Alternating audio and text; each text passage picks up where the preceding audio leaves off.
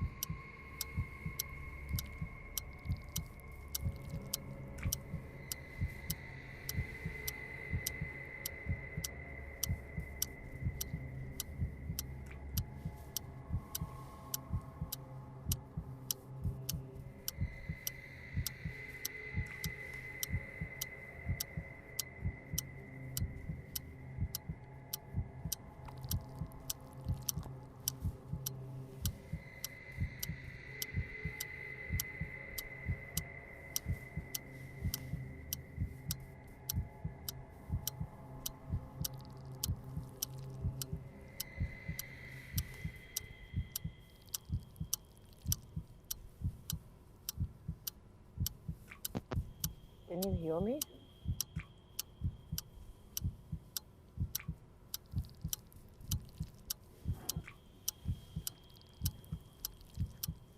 Neither say something there. I want to check whether my earphones are working. Say something on Zoom. I want to hear if my earphones. Yeah, can you hear me? Can you hear me now? Mad? Can one of you guys say something?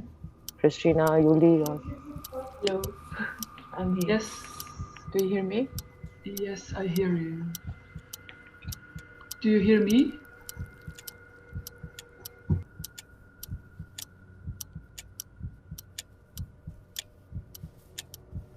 Again.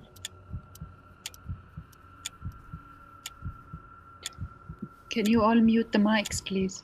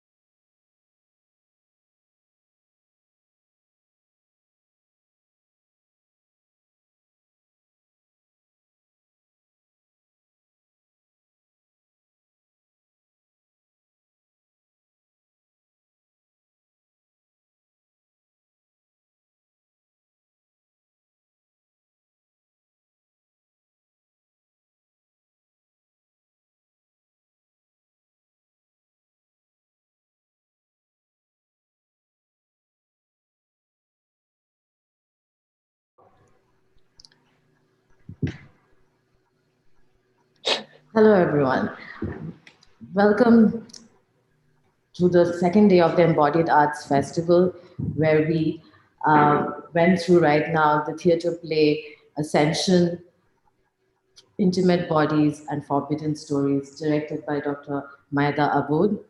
It has been an outcome of a durational project about gender, femininity, and menstruation, with the project participants of Antonia Führ, Christina Gabriele Kali, Maria Trinks, and Uli Pilwax. Maiada, how are you feeling? Yeah, good, thank you. How are you feeling after seeing this today? Sorry, could you repeat again? How are you feeling after seeing the performance today? It's very weird because all the tension that has been going on through the performance itself and the making comes back to you at one point, and like you start questioning everything behind the project and how do the participants connect and the motivation and why do we do what we do. So hopefully later on I will let the participants comment. Right. Well, thank you so much for joining with us today, Dr. Maiada Aboud. And would you like to introduce yourself, tell us a little bit about your background and about how did you arrive into directing these theatre plays? Okay, so my journey has been over 17 years old. I actually started by painting and have came into the performance journey as one of my teachers at Haifa University discovered this energy in me, and he directed me into taking this path. Funny enough, it has been throughout my divorce, and I had all this anger in me and all this pain. So my performance journey has helped me to voice this.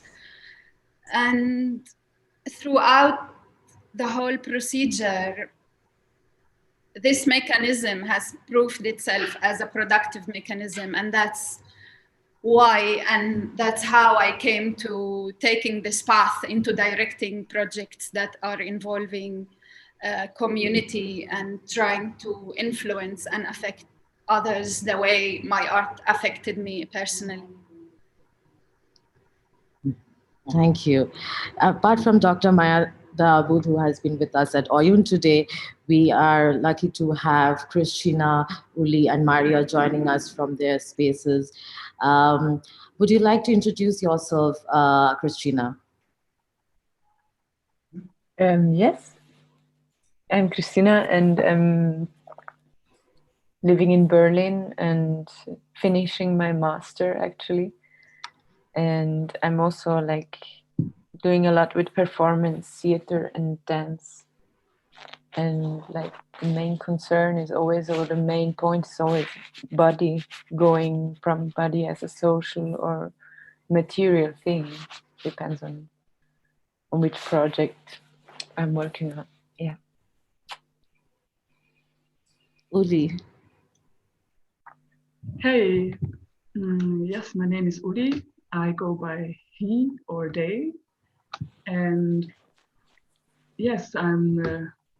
What is maybe important for this piece is I was born and raised in a Catholic and white privileged family in Austria. And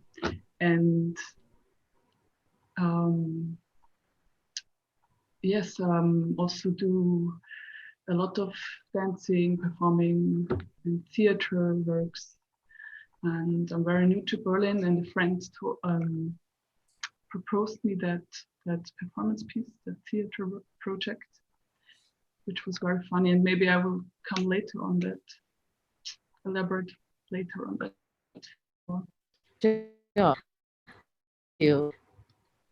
And Maria, would you like to introduce yourself? Yes, my name is Maria. I'm an actor and a performance artist, theater maker, member of the Thesmophoria collective here in Berlin. And Yeah, I'm originally Dutch, also Catholic, white privileged background, but from a different generation than Uli, which also played a part for me, especially in this project. Yeah, so.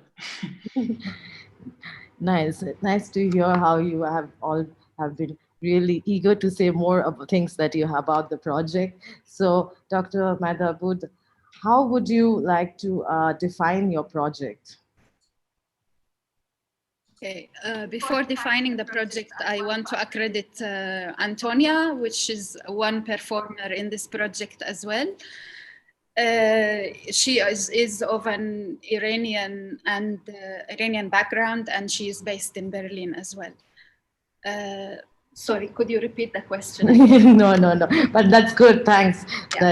Yeah. Unfortunately, Antonia couldn't join us today, so it's yeah, I would like to know, like, how would you define the Ascension project that you have been working with us for like over last 4 months, 5 months, I think so, almost.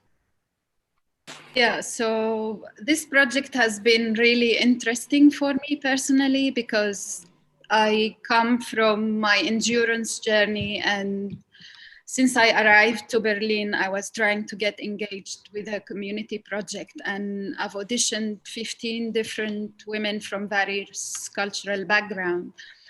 And obviously, my perception of pain and menstruation and femininity and gender issue are more related to the cultural, religious, political structure from which I come. And to start with, it has been different than the white supremacist point of view.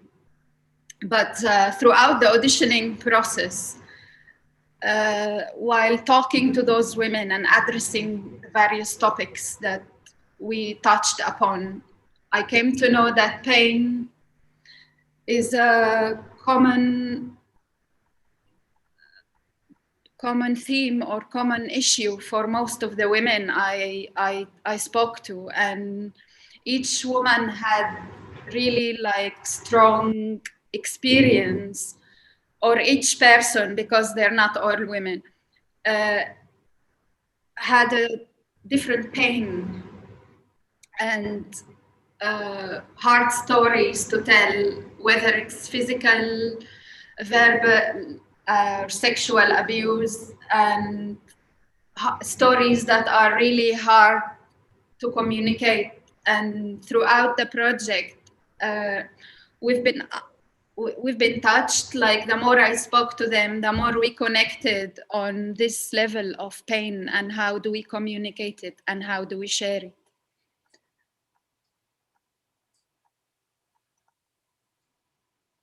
Can you hear me? Yes, I can hear you. But can you see each other?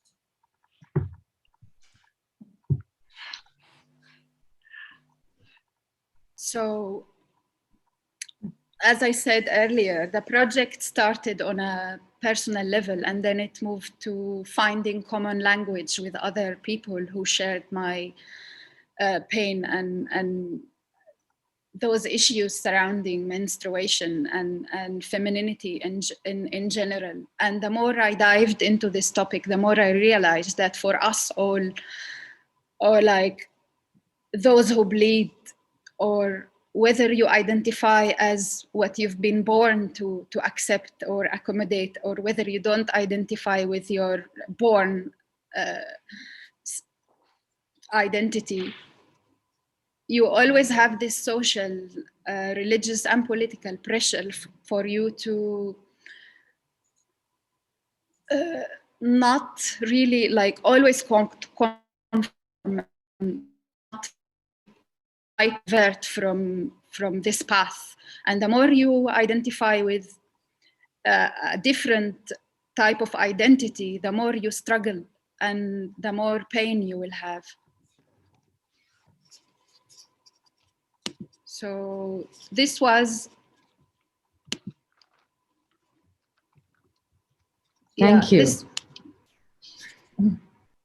Yeah, this is a complex setup, right? Yeah, I always keep looking back at you here and there. It's like I'm speaking to two Dr. Maiadas. Yeah, this setup is a bit schizophrenic, but we will have to deal with it and produce the best, isn't it? Yeah. Okay, I'm really curious about how the project developed over the few months, about the workshops that happened, the auditions that you had with over 15 participants, right? Would you like to say a little bit about the auditions that you had and the experiences with those auditions? Before I would like to also know from Christina and Maria and Uli more about their auditions probably.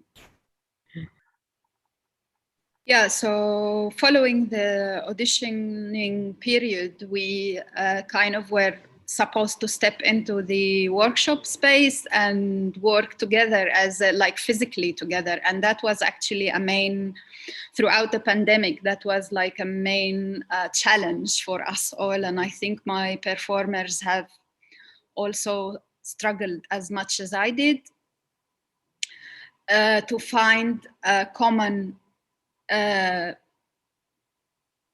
like an alternative route or mechanism to work with the pandemic or around the pandemic. And this has been really challenging because I think we managed to do it regardless of the tension that has been accompanying us. I think for me, I mean, the performance could speak as well for themselves afterwards. But for me, it has been really, really an interesting and exciting experience to see the performers as well, and the way they deal with their body and other the other performers' body in space throughout the shooting, and how do we sympathize and acknowledge pain in general and reflect on what others go throughout in this durational performance journey.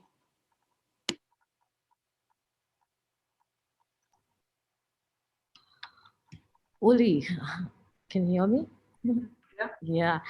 Would you like to say how did you connect and with when you learned about when we were releasing the open call to kind of connect with as a community project to work with different participants? How did you connect and like reach out? What made you being part of this project? You mean how do we connect? How did I connect technically or no? How? Yes, emotionally. Mm-hmm. Yeah, that was funny because a friend, I was new to Berlin, and a friend proposed it to me, and it was like, yeah, it's like I read about menstruation and pain, and oh shit, I kind of very much liked to detour this topic in the past. And for me, it was a really good challenge to deal with it anew and in a creative way. And also for me, it was kind of interesting to engage in a group with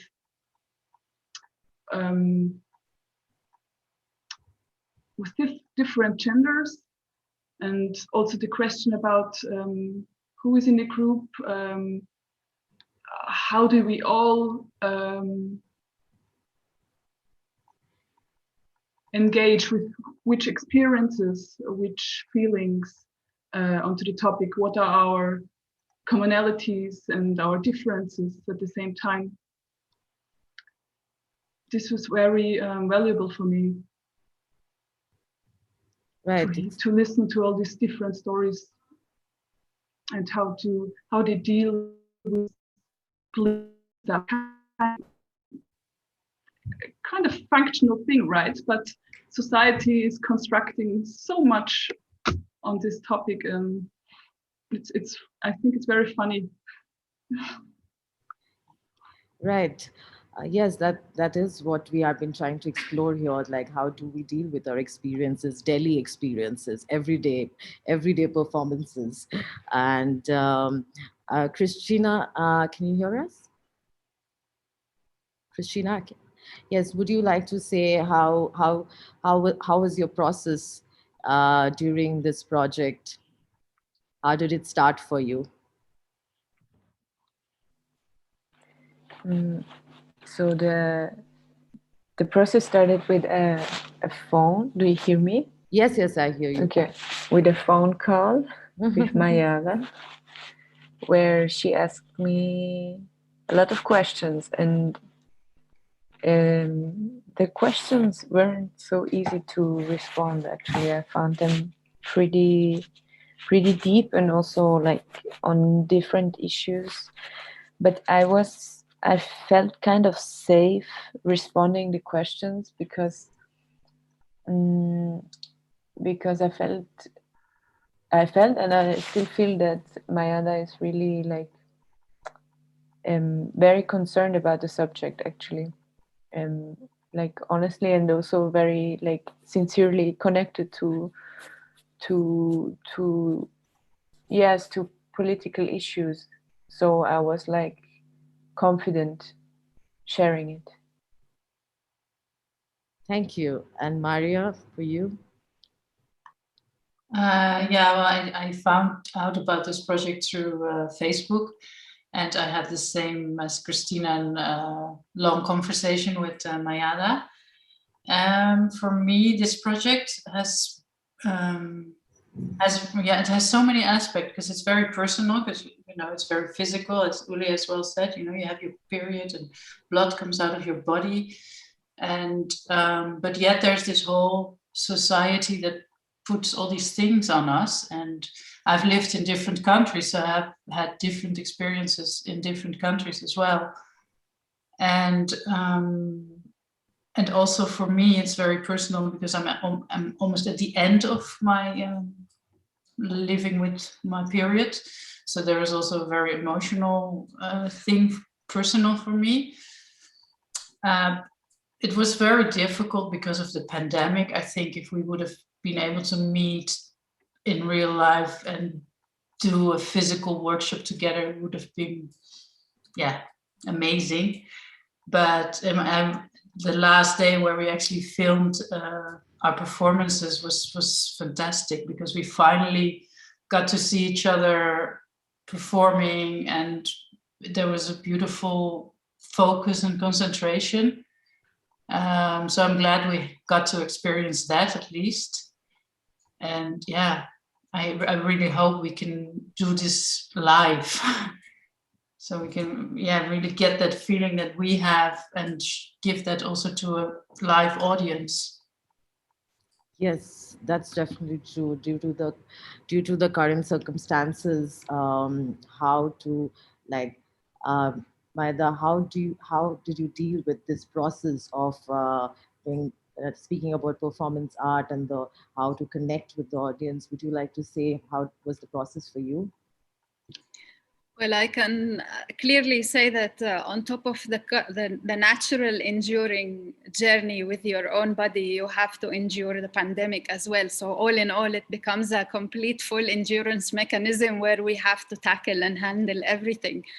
And part of the struggle was not being able for like the fact that bodies are not able to communicate around each other safely the way it used to be pre-pandemic, and the way the alternatives and the tricks you find around it. Like every time you try to physically meet, there is a corona case, there is corona risk, you try to avoid physical contact, which is basically is the current struggle for performers in general. And that's where I think the core of this challenge was to still find a way to communicate around and added taboos and boundaries that you have to jump over and into producing what you're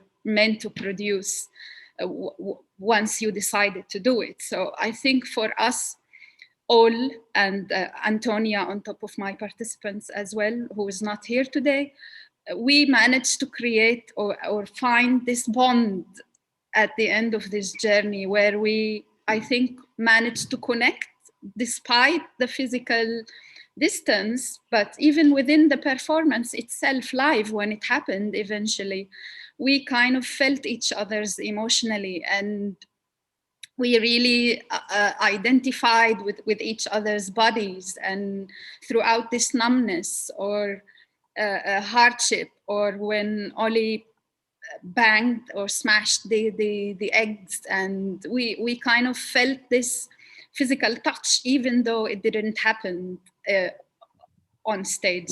At least that's how I see it personally. Right. Like the main topics around the project, one of them being the taboos around menstruation and equality and social change, and how you call them the forbidden stories. Would you like to tell us a little bit more on your research?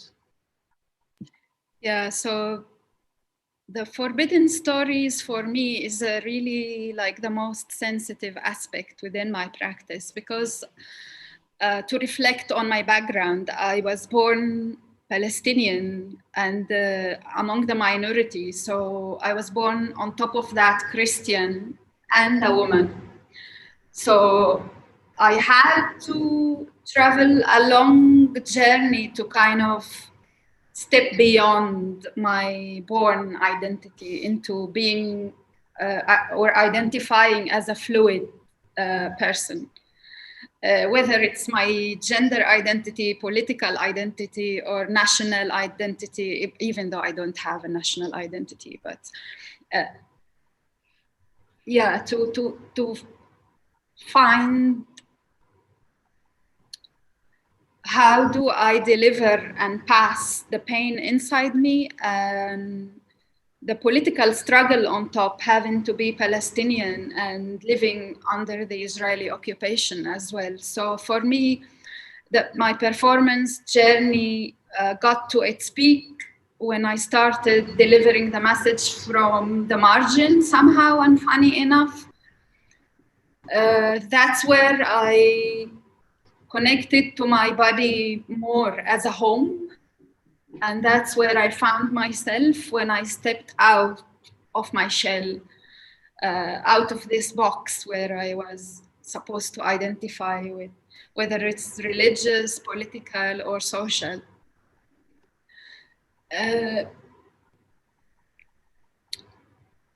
I would clearly as well say that within all the artistic approaches, the physicality or the performative aspect as well has helped me the most to kind of always bounce in and out, because even with all the restrictions, I can still revisit home and perform in some places where I could be heard and hopefully affect others as well, and influence them the way I was influenced throughout my practice.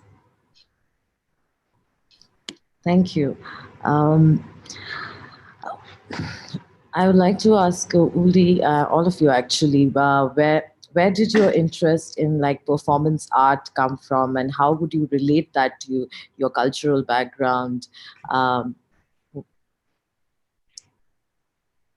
Uli, would you like to respond on that first? Mm-hmm.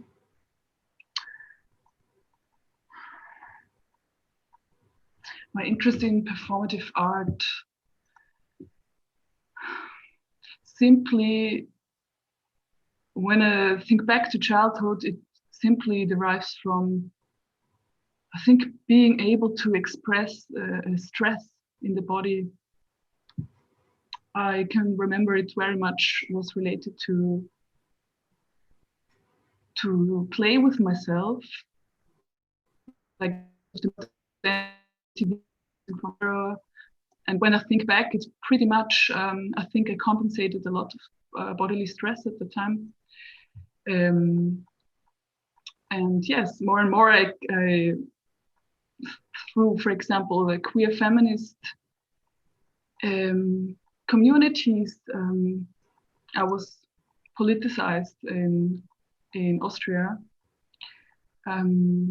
Also got more into the performance scene, and I realized what is possible and what is cherished, which bodily physical expressions, and how can I self-heal in this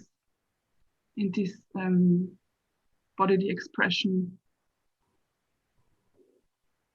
and also living new realities in myself, but also outside of my body, like the societal body. That was very important to me. And Christina or Maria?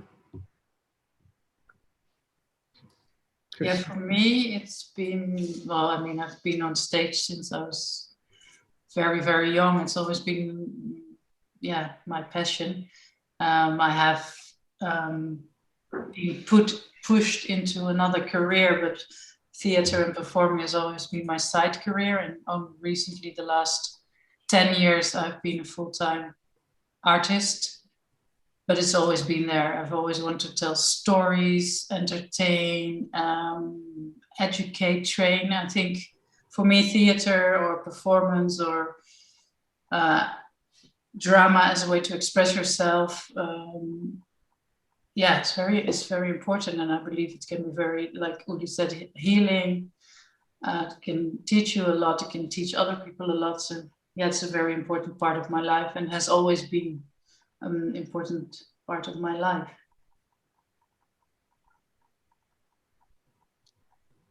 Christina? Difficult question. I think I'm just interested in a whole experience. I think if you don't live it with your body, also with your mind, but it's actually the same. But if you don't live it entirely, you don't understand it. At least I understand things better this way. I think this is the kind of very intuitive interest in it. But afterwards, for performance, really, always when I do public work, I really have to have a big intention to say something. It's pretty different than just practicing it or making workshops or, yeah. Like planning a performance is always like, I want to share something really deeply with someone else or a lot of someone else. Yeah. And then coming from those different perspectives, from all the different perspectives, how was it working with each other and throughout the entire process? How did these perspectives come together? For me, like, part of the people who didn't end up taking part in this project, kind of, some of them drop out because they were craving physical contact, which was hard at one point to happen. I think throughout the play and the auditioning process itself and talking and communicating with each other's, like, once the physical aspect happened for all of us, it was already a step, like, beyond what we already expected into the healing process. That's how I see it. And reflecting on what Christina said, that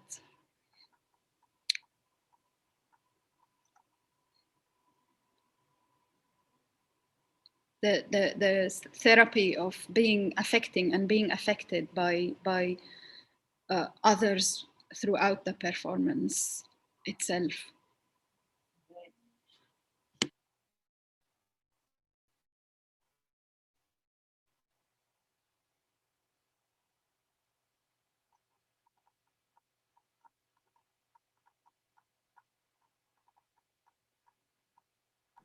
the question that we received was, were all the four performances, jointly developed, or was it rather a set of four individual processes? So it was, the mechanism was that I forwarded a list of ready-made objects that the performers had to use and work around. And I reflected on those items they've used and personally handed according to the auditions themselves as well.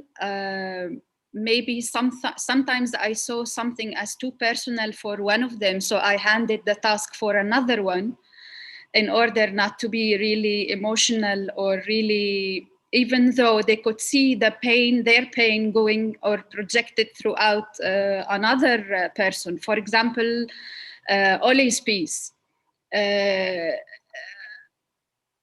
He doesn't identify as a woman, but I still gave him those eggs to smash.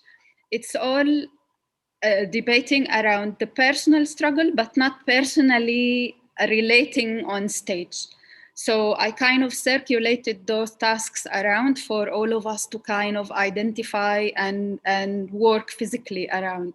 And then I passed those 6 exercises where each one of them, sometimes I gave the opportunity to choose, other times I saw someone doing something and then I said, or I kind of voiced my preferred performance, and that's how we worked around it.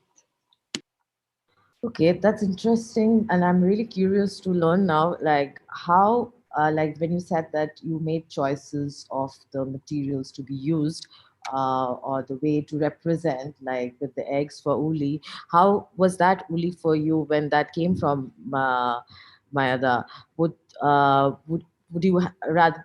How was it for you to deal with that choice that time?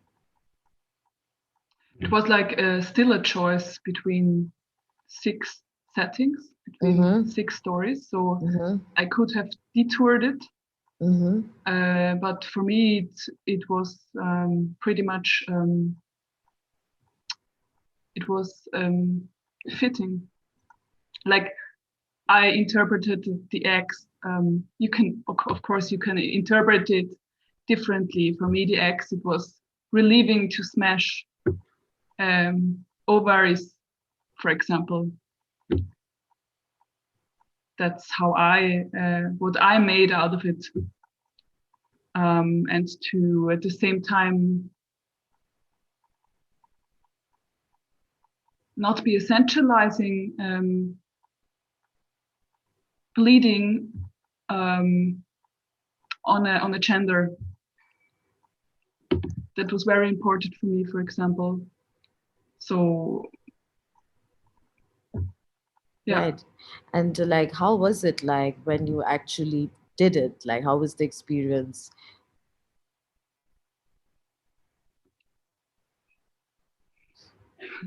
That's a good question.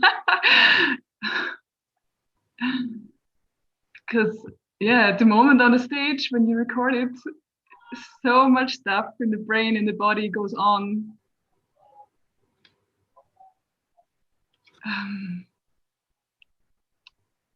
It was kind of, it was disturbing, but also relieving at the same time. And for me, it was also a gentle distracting, like petting the eggs before and, so to say, saying goodbye to these ovaries and saying goodbye to rather societal constructions on my body, because it's for me it's like biology, and at the other side it's what society makes out of it.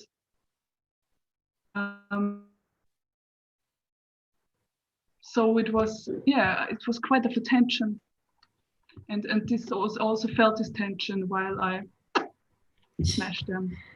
Was it a form of release? It was a release, yes. Yeah, I would like to elaborate that this mechanism is on its own. The way she described it is that the tension, he described it, the tension he felt on stage, and as well the therapeutical mechanism that kind of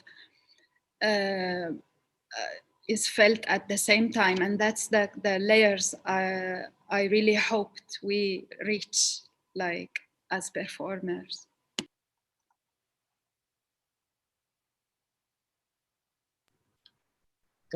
Yes, speaking of performance, when you're also trying to connect to an audience, what kind of audience do you think this kind of project, that was the type of audience that was thought for?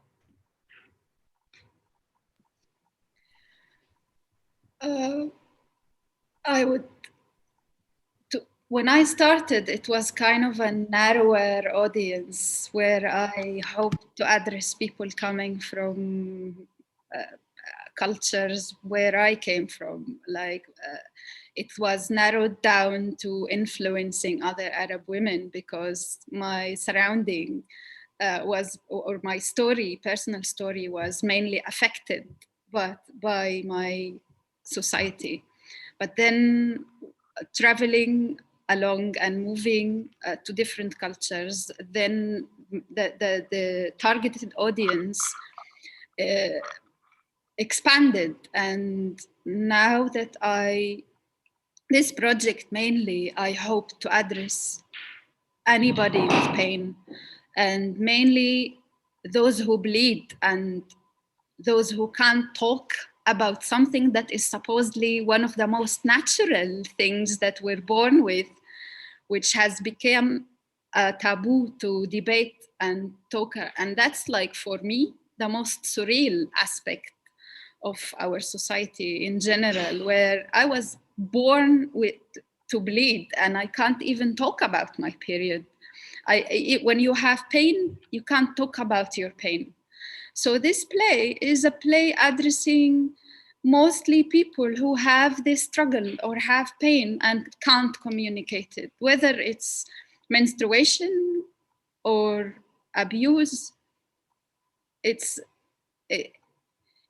trying to touch all those dark corners of your identity where you're not even allowed to travel or reach.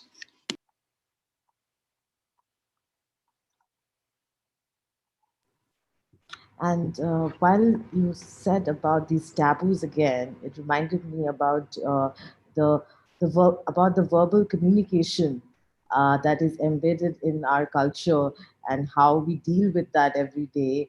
And would you like to say how you have been connecting that with your performance and our other work? It's a very interesting question because my plays normally are not verbal Yeah, at all. exactly. That's why. So I think that mechanism kind of reflects or debates itself by itself. So this surreal aspect of not being able to communicate verbally reflects on the restrictions around the lack of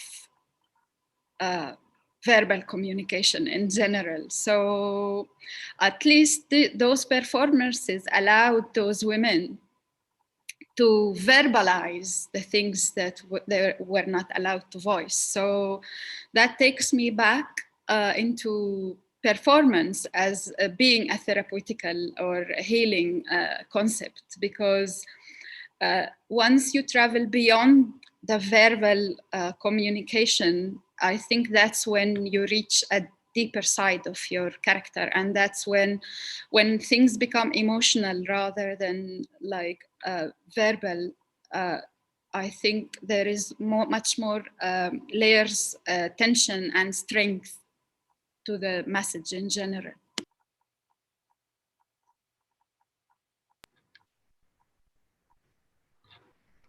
And Christina, how would you relate to that with your work art, art, communication?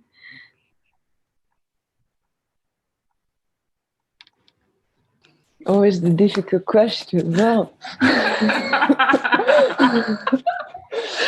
I mean, you can ask each other. You have been also during the workshops that you have gone through in the last few weeks, and like there's also, I think when we are in a physical space doing workshops, also sometimes silence is also like there is a communication, but when you're doing it online also, and it's very different, you know, and the process, like you could reflect through the process, or you could reflect through your work of art.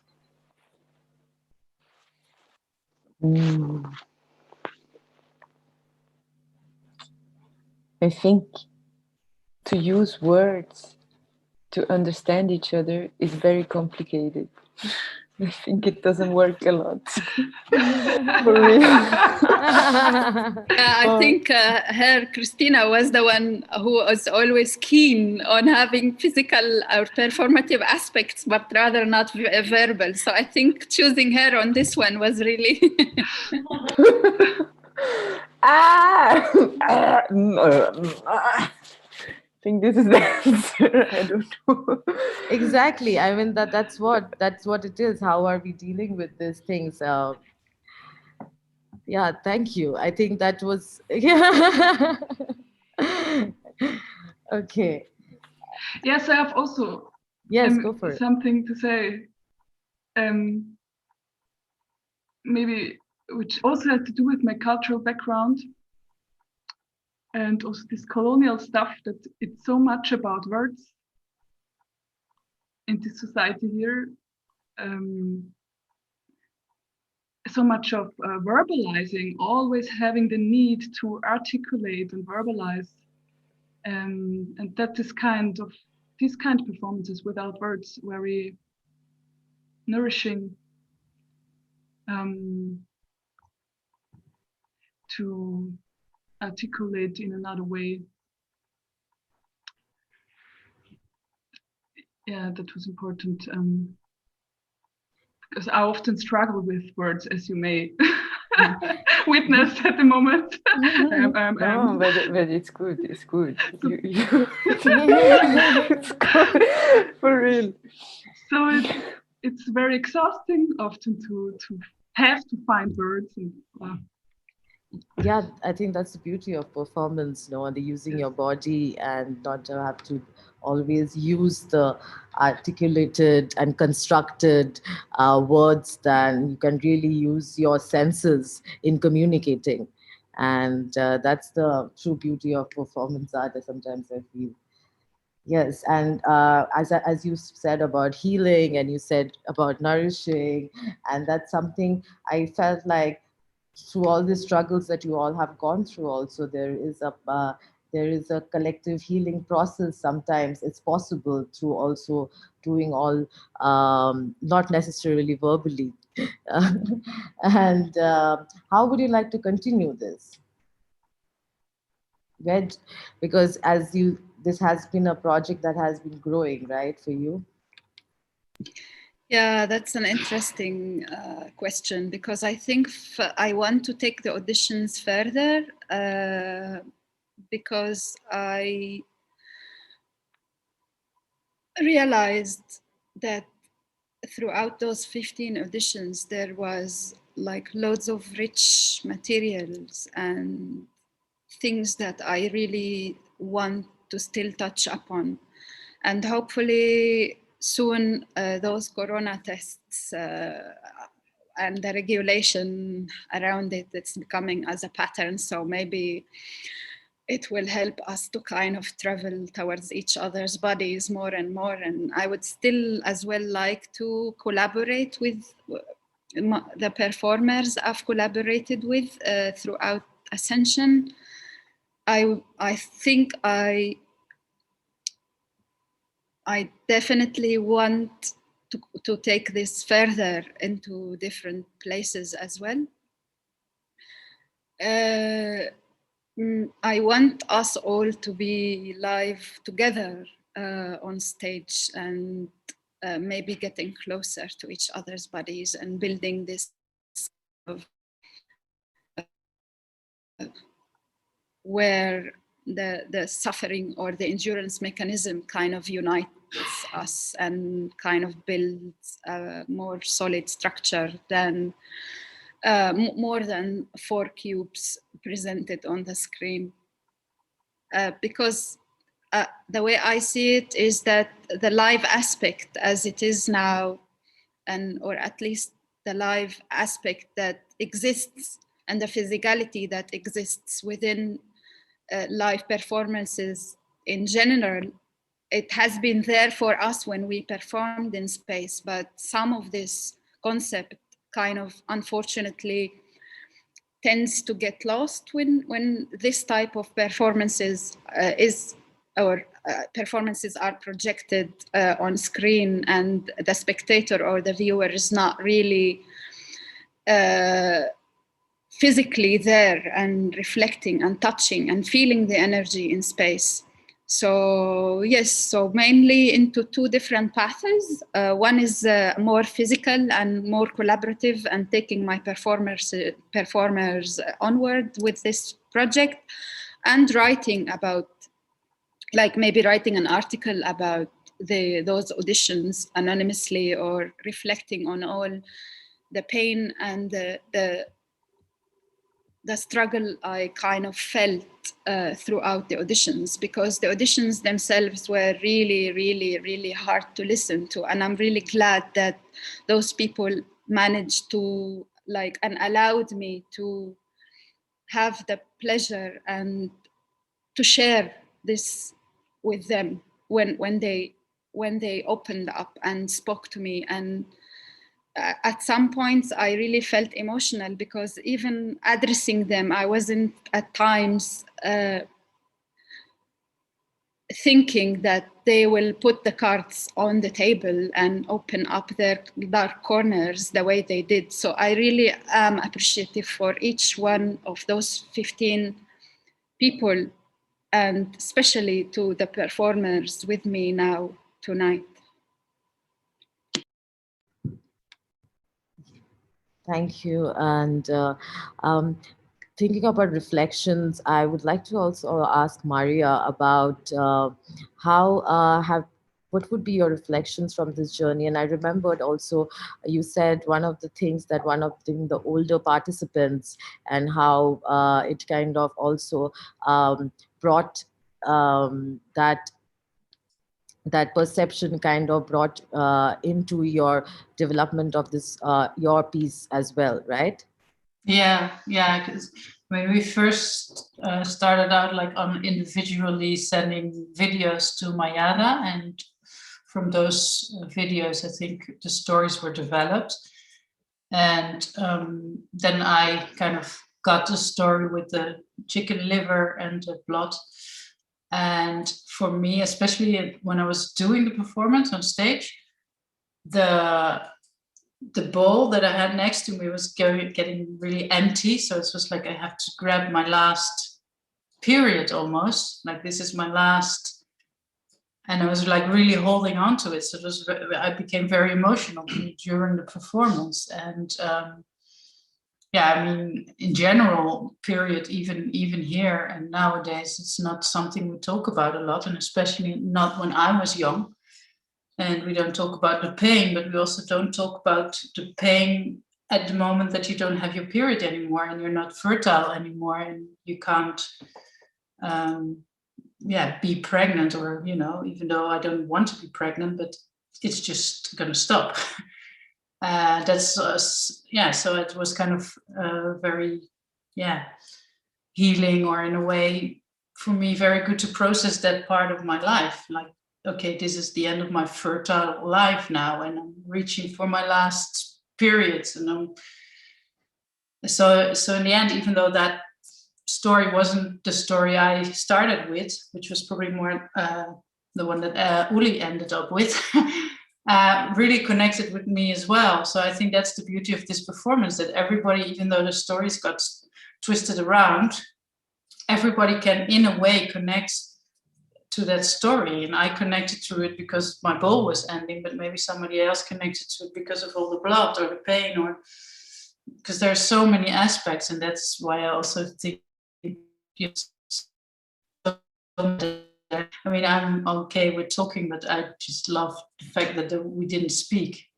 And we didn't speak almost when we were recording the whole day. It was very intense, and yeah. Yes. Sorry to interrupt. I wanted as well to reflect upon the testimonies that we've been posting on social media, where reflecting on what Maria has said, that we kind of circulated the stories where like she originally started with the eggs, but then I saw that, okay, maybe I'll move her personal pain into someone else and let them handle this burden in a way or another, that like to check how would they handle this and what would they feel. And something else that I would really like to dive in as well, for example, Maria wrote poems and other people as well produced different materials, which unfortunately we were not, and according, like following the pandemic, we were not so far we haven't been able to use and produce those materials and take them on board. But yeah, thank you, Maria, for bringing this up. Yeah, so maybe in the future, and once, like the more we travel with this, we can accommodate all the things that we managed to kind of come up with.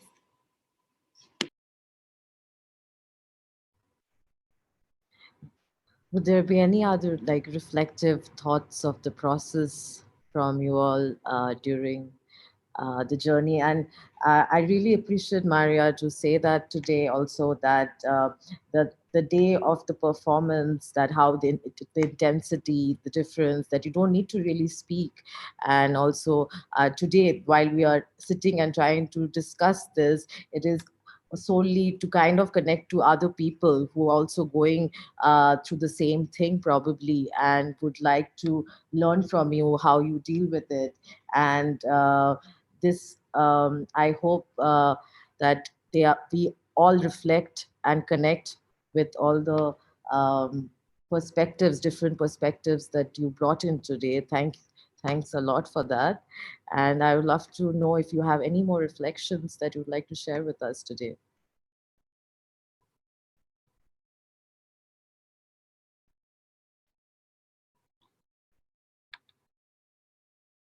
Yeah, for me, it's just, I hope this will continue, and that yeah, we get to share in a form about all the pain, and that it can be, yeah, that not with words maybe, but even connect through physical theater performances. That yeah, that's what I hope, the people who watch this, or if we continue, that there will be more people connecting to this and feel safe to share as well. Thank you. Yes, and Christina.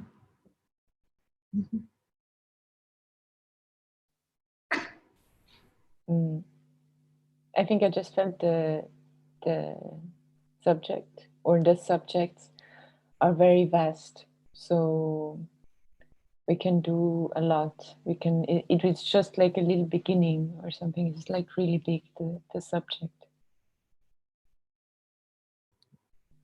And thanks. Thank you. Thank you for sharing. And Uli?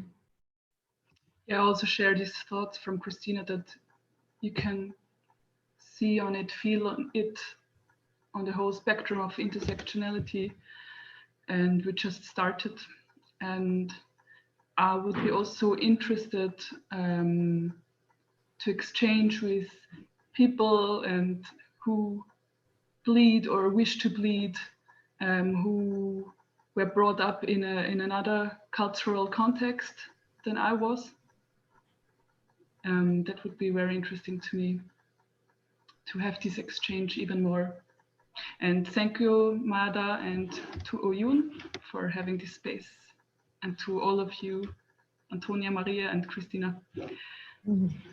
Yes. Yeah, I want to thank each one of you, and like with all the pressure we faced throughout this day, and we today energy and everything you dropped into this, and I hope our bond carries on further beyond this project.